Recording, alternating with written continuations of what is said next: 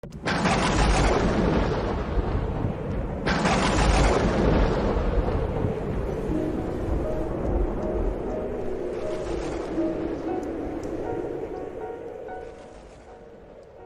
Seigneur soit avec vous. Et avec votre esprit. Évangile de Jésus-Christ selon saint Matthieu.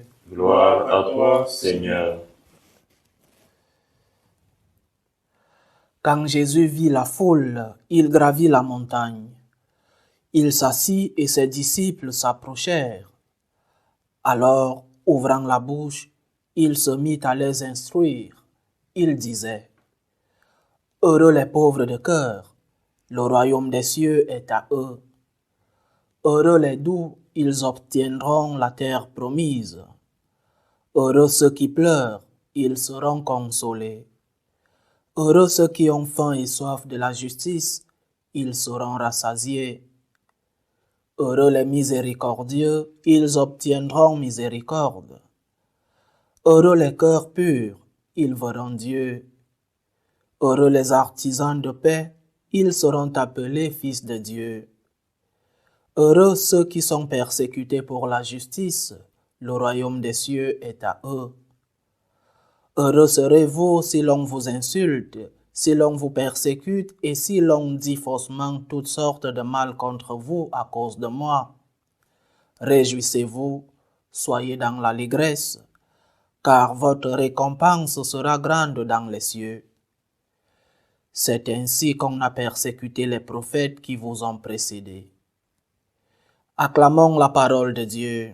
Louange à toi, Seigneur Jésus. Heureux le pauvre de cœur, à lui le royaume des cieux, nous dit le psaume d'aujourd'hui. La vie humaine est une permanente recherche du bonheur, la fameuse recherche de la félicité. Tout le monde cherche à être heureux dans la vie. Tout le monde, par nos actions, par nos pensées, nous cherchons tous le meilleur pour nous, le bonheur, la félicité. Mais le problème ne réside pas dans la recherche. C'est vrai, nous devons tous rechercher ce bonheur. Le problème réside où cherchons-nous la félicité? Où cherchons-nous à être heureux? Dans l'histoire de la philosophie, les différents courants ont chacun plus ou moins recherché la définition même et comment arriver à ce bonheur. L'hédonisme, qui est ce sentiment de plaisir, cette joie que nous éprouvons lorsque nous menons des actions gratifiantes. L'ataraxie chez les philosophes de la Grèce antique, cette tranquillité de l'âme. Les épicuriens et la recherche du plaisir, qui ne sont pas si loin que ça du carpe diem d'Horace. Les stoïciens qui définissent le bonheur comme l'acceptation des choses telles qu'elles se présentent. L'abandon de l'illusion. Nous ne pouvons rien maîtriser. Et aussi d'autres religions, le fameux nirvana chez les bouddhistes. Tout cela, c'est la recherche du bonheur. Tous les courants philosophiques, toutes les religions nous parlent de comment arriver à ce bonheur. Qu'est-ce que le bonheur pour nous les chrétiens? Où le trouvons-nous? Ou alors, où devons-nous le trouver? Dans la première lecture de ce dimanche, le prophète Sophonie annonce au peuple la possibilité d'être sauvé, la possibilité d'arriver au salut si le peuple se répand, s'il change d'attitude, s'il change de comportement. Et il leur dit: cherchez le Seigneur. Vous tous, les humbles du pays qui faites sa volonté, cherchez la justice, cherchez l'humilité. Peut-être serez-vous à l'abri au jour de la colère du Seigneur. Le prophète nous donne déjà quelques caractéristiques pour arriver au bonheur, quelques caractéristiques pour arriver à cette félicité, la justice, l'humilité et en fin de compte, chercher le Seigneur.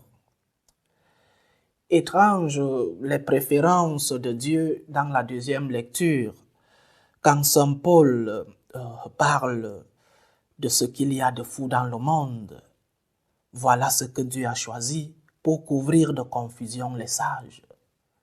Ce qu'il y a de fou dans le monde, étrange que Dieu choisisse ce qu'il y a de fou pour nous montrer l'exemple même du grand bonheur, l'exemple du véritable bonheur. Les béatitudes sont la réponse de Jésus pour montrer à l'homme le chemin de la félicité.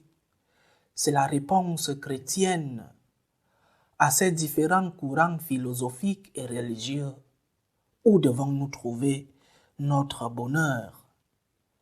Les béatitudes sont un modèle de vie, des valeurs qui nous font être vraiment heureux. Parce que les autres courants, ce ne sont que un bonheur passager, un bonheur intense, mais passager. Les béatitudes nous montrent le véritable bonheur. Dans une homélie, on ne peut pas parler de toutes ces béatitudes, mais toutes parlent, toutes tournent autour d'un même thème, le thème de la pauvreté.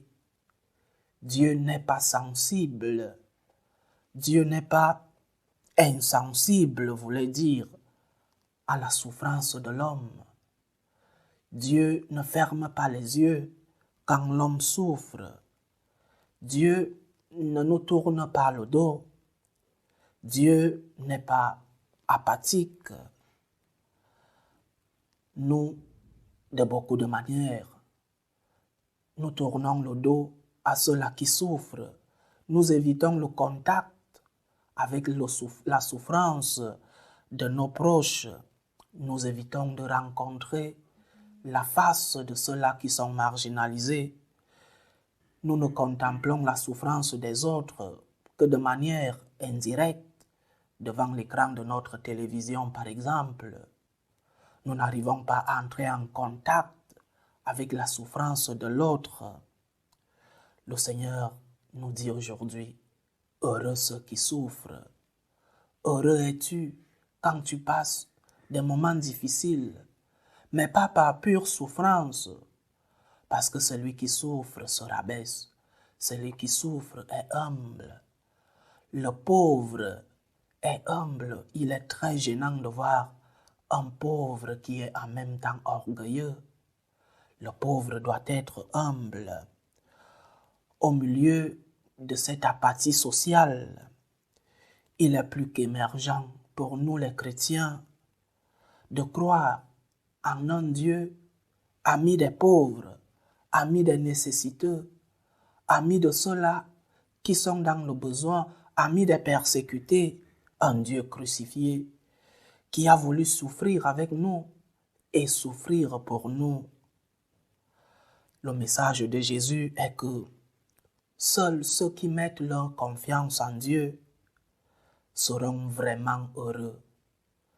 Seuls ceux qui s'abandonnent absolument à Dieu arrivent à obtenir la félicité.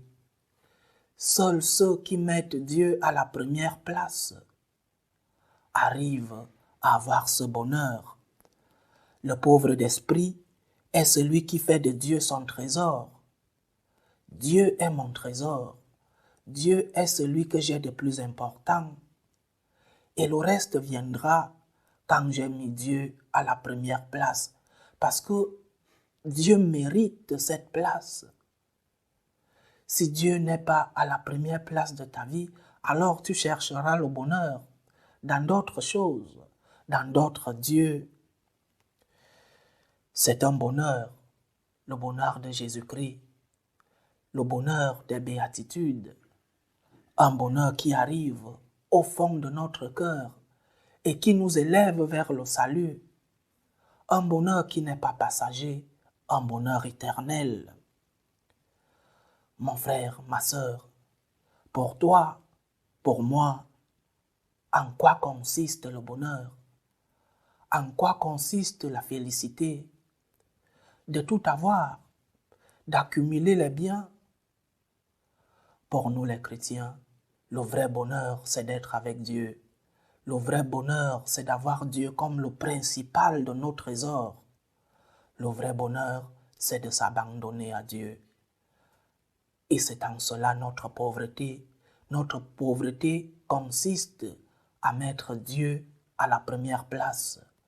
Et c'est en cela que nous aurons le bonheur éternel, le bonheur que Dieu nous a promis. Loué soit Jésus-Christ. À jamais.